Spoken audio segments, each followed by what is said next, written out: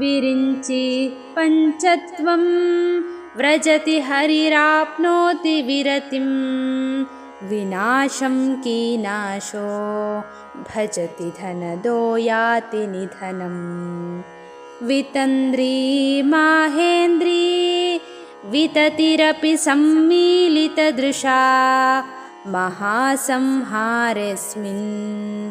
ವಿಹರತಿ ಸತಿ ತ್ವತ್ಪತಿರಸೋ. ಸತಿ, ಬ್ರಹ್ಮನು ಪಂಚತ್ವವನ್ನು ಹೊಂದುವನು, ವಿಷ್ಣುವು ಪರತೆಯನ್ನು ಹೊಂದುವನು, ಯಮನು ವಿನಾಶವನ್ನು ಹೊಂದುವನು, ಕುಬೇರನು ನಿಧನವನ್ನು ಹೊಂದುವನು, ಇಂದ್ರರ ಸಮುದಾಯವೂ ಕೂಡ ಕಣ್ಣನ್ನು ಮುಚ್ಚಿಕೊಂಡು ವಿಶೇಷವಾಗಿ ನಿದ್ರೆಯನ್ನು ಹೊಂದುವುದು. ಇಂಥ ಮಹಾಪ್ರಳಯದಲ್ಲಿ ನಿನ್ನ ಪತಿಯಾದ ಸದಾಶಿವನೊಬ್ಬನೇ ವಿಹರಿಸುತ್ತಾನೆ. ಜಪೋ ಜಲ್ಪಶಿಲ್ಪಂ ಸಕಲಮಪಿ ಮುದ್ರಾ ವಿರಚನಾ ಗತಿ ಪ್ರಾದಕ್ಷಿಣ್ಯಕ್ರಮಣಮಶನಾದ್ಯಾಹುತಿ ವಿಧಿಃ ಪ್ರಣಾಮಃ ಸನ್ವೇಷಃ ಸುಖಮಖಿಲಮಾತ್ಮಾರ್ಪಣದೃಶಾ ಸಪರ್ಯಾಪರ್ಯಾಯಃ ತವ ಭವತು ಯನ್ಮೇ ವಿಲಸಿತಂ.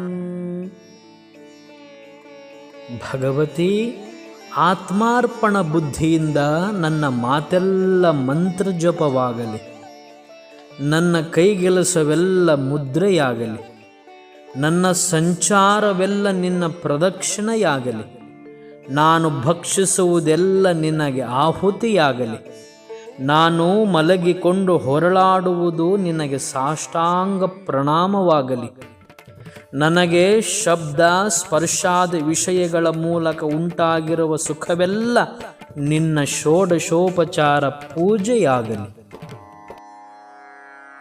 ಸುಧಾಮಪ್ಯಾಸ್ವಾದ್ಯ ಪ್ರತಿಭಯಜರಾ ಮೃತ್ಯುಹರಿಣೀಂ ವಿಪದ್ಯಂತೆ ವಿಶ್ವೇ ವಿಧಿಶತಮಖಾದ್ಯಾದಿವಿಶದಃ ಕರಾಲಂ ಯತ್ಕ್ಷ್ವೇಲಂ ಕಬಲಿತವತಃ ಕಾಲಕಲನಾ ನ ಶಂಭೋಸ್ತನ್ಮೂಲಂ ತವ ಜನನಿ ತಾಟಂಕ ಮಹಿಮಾ. ಜನನಿ, ಬ್ರಹ್ಮ, ಇಂದ್ರ ಮೊದಲಾದ ದೇವತೆಗಳೆಲ್ಲ ಭಯಂಕರವಾದ ಜರಾಮರಣಗಳನ್ನು ನಾಶ ಮಾಡುವಂಥ ಅಮೃತವನ್ನು ಪಾನ ಮಾಡಿದ್ದರೂ ಮೃತ್ಯುವಿಗೆ ಈಡಾಗುತ್ತಾರೆ. ಅತ್ಯುಗ್ರವಾದ ಕಾಲಕೂಟವನ್ನು ನುಂಗಿದ ಸದಾಶಿವನಿಗೆ ಮರಣವೆಂಬುದೇ ಇಲ್ಲ. ಅದಕ್ಕೆ ಕಾರಣ ನಿನ್ನೊಲುಮೆ.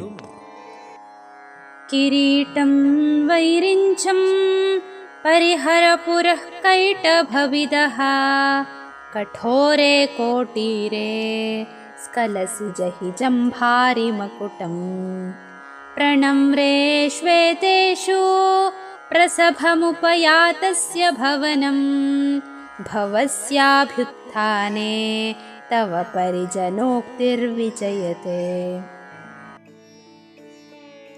ಭಗವತಿ, ಬ್ರಹ್ಮ, ವಿಷ್ಣು, ಇಂದ್ರ ಇವರು ನಿನಗೆ ಸಾಷ್ಟಾಂಗ ಪ್ರಣಾಮ ಮಾಡುತ್ತಿರುವಲ್ಲಿ ನೀನು ಸದಾಶಿವನು ಬಂದನೆಂದು ತಿಳಿದು ಅವನನ್ನು ಸಂಭ್ರಮದಿಂದ ಎದುರುಗೊಳ್ಳಲು ಹೋಗುತ್ತಿರುವಾಗ ಮುಂದೆ ಬ್ರಹ್ಮನ ಕಿರೀಟವನ್ನು ದೂರ ಮಾಡು, ವಿಷ್ಣುವಿನ ಕಠೋರವಾದ ಕಿರೀಟವನ್ನು ಎಡವಿ ಬಿದ್ದೀಯೇ, ಇಂದ್ರನ ಕಿರೀಟವನ್ನು ದಾಟಿ ಹೋಗು ಎಂಬ ನಿನ್ನ ಪರಿಜನರ ಮಾತು ಸರ್ವೋತ್ಕೃಷ್ಟವಾಗಿದೆ. ಸ್ವದೇಹೋದ್ಭೂತಾಭಿಃ ಗೃಣಿಭಿರಣಿಮಾದ್ಯಾಭಿರಭಿತೋ ನಿಷೇವ್ಯೇ ನಿತ್ಯೇ ತ್ವಾಂ ಅಹಮಿತಿ ಸದಾ ಭಾವಯತಿ ಯಃ ಕಿಮಾಶ್ಚರ್ಯಂ ತಸ್ಯ ತ್ರಿನಯನ ಸಮೃದ್ಧಿ ತೃಣಯತೋ ಮಹಾಸಂವರ್ತಾಗ್ನಿಃ ವಿರಚಯತಿ ನೀರಾಜನ ವಿಧಿಂ. ಆದ್ಯಂತರಹಿತಳೆ, ಸೇವಿಸುವುದಕ್ಕೆ ಯೋಗ್ಯಳಾದವಳೆ, ನಿನ್ನ ಚರಣಗಳಿಂದ ಜನಿಸಿದ ಕಾಂತಿರೂಪವಾದ ಅಣಿಮಾದಿ ಅಷ್ಟೈಶ್ವರ್ಯಗಳಿಂದ ಸುತ್ತುವರಿಯಲ್ಪಟ್ಟ ನಿನ್ನನ್ನು ಯಾವನೂ ನಾನು ಎಂಬ ಐಕ್ಯಜ್ಞಾನದಿಂದ ಸದಾ ಧ್ಯಾನಿಸುವನೋ ಅವನು ತ್ರಿನಯನನಾದ ಸದಾಶಿವನ ಐಶ್ವರ್ಯವನ್ನೂ ಕೂಡ ತೃಣೀಕರಿಸುತ್ತಾನೆ. ಅಂತಹವನಿಗೆ ಪ್ರಳಯ ಕಾಲಾಗ್ನಿಯೇ ಆರತಿಯನ್ನು ಮಾಡುತ್ತದೆ ಎಂಬುದರಲ್ಲಿ ಏನಾಶ್ಚರ್ಯ?